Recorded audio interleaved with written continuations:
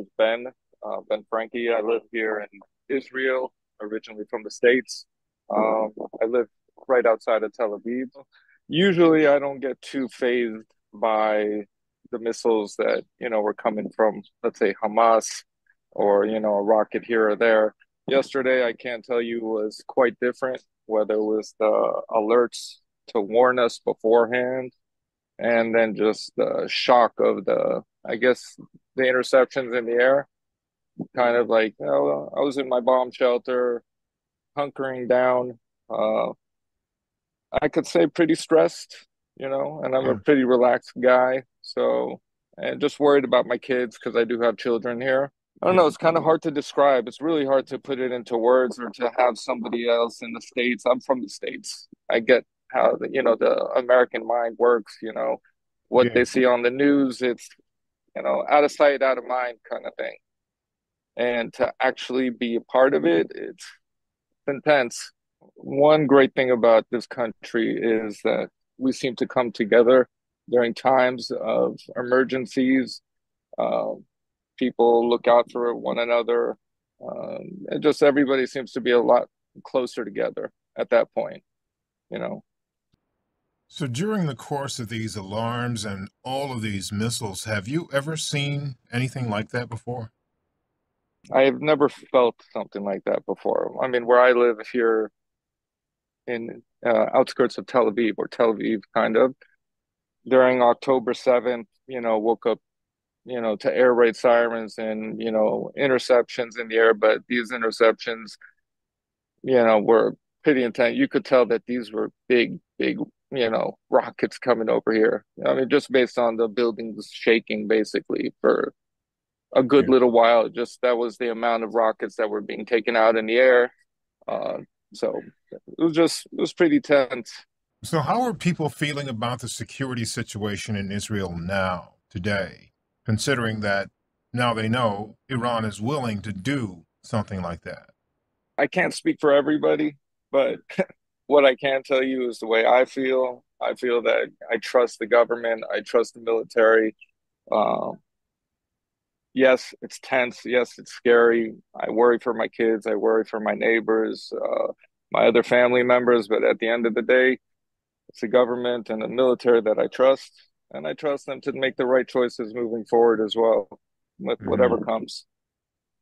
And what about this conflict with Hamas and now Hezbollah? I mean, there are hostages that are still out there. How are you feeling about that? I'm heartbroken, would not, want to be in their position at all, wouldn't want to trade to be in their position. You can, again, just like I tell you, an American can't know what it feels like to be under a ballistic missile attack. Like being from LA, imagine somebody, the cartels in Mexico start firing ballistic missiles. People can't comprehend that. The same thing, I can't comprehend, that my kids would be hostages, you know, being captive, and, that they would be part of a chessboard kind of, right? I also heard there was a terror attack in Jaffa. What have you heard about that? Same thing you hear. I mean, listen, the news here is they're pretty open, you know. Uh, it's But, whatever's going on in the news. It's these, from what I understand, from what I've heard, these are two guys from Hebron that uh, got into a mosque in Jaffa area, got their hands on a weapon. Somebody, obviously don't know who, and they just started shooting indiscriminately at people. Mothers, young guys. and since they happened on the same day, pretty close together, do you think there was a connection between the terror attack and what took place with Iran launching the missiles? I don't think so. It's not. I don't think so. Somebody was telling somebody, "Hey, go do it now." I just think it's just the situation in general here is very tense. With the way the U.S. is right now, looking very weak on the international front. But I don't know what your stance is, honestly. You know, but that's the feeling I get over here. That it's a lot of talk and not a lot of action. And when there's no action behind the talk, talk is cheap. So, what is it that you feel the U.S. should be doing? You need a carrot and a stick, right? You can't keep on, or the boy who cried wolf. You keep telling people don't, and don't back that up with military action. Those are hollow words. You Hmm. know, any person with common sense could understand that you need to have something to back up your words. Well, the U.S. did say it helped Israel with the missiles to intercept some of the missiles. Do you think that qualifies?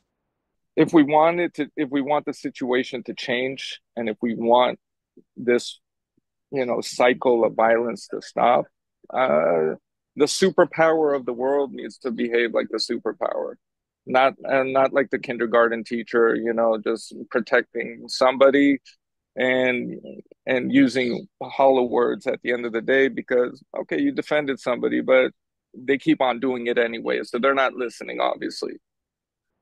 Yeah, I understand you. We're going into Rosh Hashanah. Anything you want to share during this time with our audience that I haven't asked you about?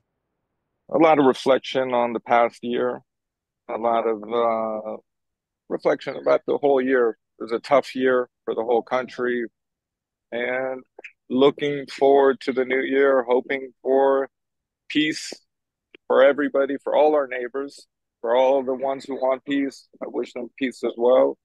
Uh, just want everybody to live in harmony. War does nobody good.